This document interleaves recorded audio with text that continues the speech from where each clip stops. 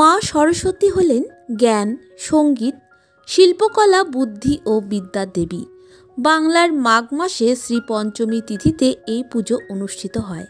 শিক্ষা, সঙ্গীত ও শিল্পকলায় সফলতার আশায় বা আশীর্বাদ প্রাপ্তির জন্য শিক্ষার্থীরা দেবীর পূজা করে থাকেন। আজকের পর্বে আমরা জেনে নেব পুরোহিত ছাড়াও বাগদেবীর পূজা নিজেই বাড়িতে করা যায় কিভাবে। আসুন জেনে নিই। প্রথমেই আমরা সরস্বতী পুজোর উপাদানটা জেনে নেব। কি লাগে?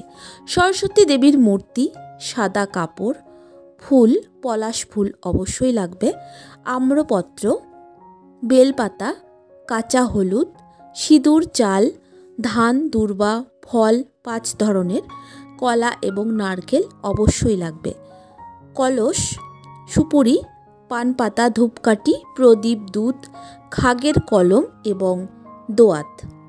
সরস্বতী পুজোর দিন সকালবেলা উঠে স্নান করার নিয়ম।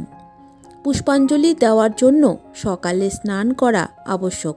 স্নানের জলে নিম পাতা ও তুলসী পাতা দেওয়ার নিয়ম আছে, এতে জলের শুদ্ধিকরণ ঘটে। এছাড়া স্নান করার আগে মুখে এবং গায়ে নিম ও কাঁচা হলুদ বাটা মাখতে হয়। এতে আমাদের দেহের শুদ্ধিকরণ ঘটে এবং শরীরের কোনো রকম ইনফেকশন থেকেও এই মিশ্রণ রক্ষা কবচ হিসাবে কাজ করে। স্নান করার পর যে পুজো করবে তাকে সাদা বা হলুদ বস্ত্র পরিধান করতে হয়। প্রথমে পুজোর জায়গাটি ভালো করে পরিষ্কার করে মুছে নিয়ে একটি ছোট জলচৌকি বসাতে হবে। এরপর একটি পরিষ্কার সাদা কাপড় পেতে দিতে হবে তার উপরে। এবার দেবী সরস্বতীর মূর্তিটি এর উপর স্থাপন করতে হবে। দেবী মূর্তিকে ফুলের মালা পরিয়ে সুসজ্জিত করে এবং পুজোর স্থানে ভালো করে হলুদ, সিঁদুর এবং চাল দিয়ে আলপনা দিতে হবে। এছাড়া স্থানটি ফুল দিয়ে সাজিয়ে দিতে হবে। বই, খাতা, পেন, পেন্সিল এবং হারমোনিয়াম ঠাকুরের মূর্তিটির পাশে রাখতে হবে। কালির দোয়াতগুলি দুধ দ্বারা পূর্ণ করতে হবে এবং তাতে খাগের কলমগুলি রাখতে হবে। এই কালির দোয়াতগুলি ঠাকুরের মূর্তির সামনেই রাখতে হবে। এবার কলস বা ঘট জল পূর্ণ করে তাতে প্রথমে আমের পল্লব রাখতে হবে। তার উপর পানপত্র রেখে একটি সুপুরি রাখতে হবে। এর উপর ফুল ও দূর্বা রাখতে হবে। দেবী মূর্তির পাশে একটি গণেশ ঠাকুরের মূর্তি রাখতে হবে। প্রথমে ফুল ও বেলপাতা দিয়ে গণেশ ঠাকুরের চরণে তা অর্পণ করে পুজো আরম্ভ করতে হবে। তারপর একইভাবে ফুল ও বেলপাতা একে একে বাগদেবীর চরণে অর্পণ করে পুজো আরম্ভ করতে হবে।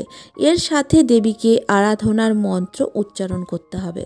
ধূপ ও দীপ জেলে ফল, মিষ্টি ও নৈবেদ্য অর্পণ করে এবং সবশেষে পুষ্পাঞ্জলি দিতে হবে।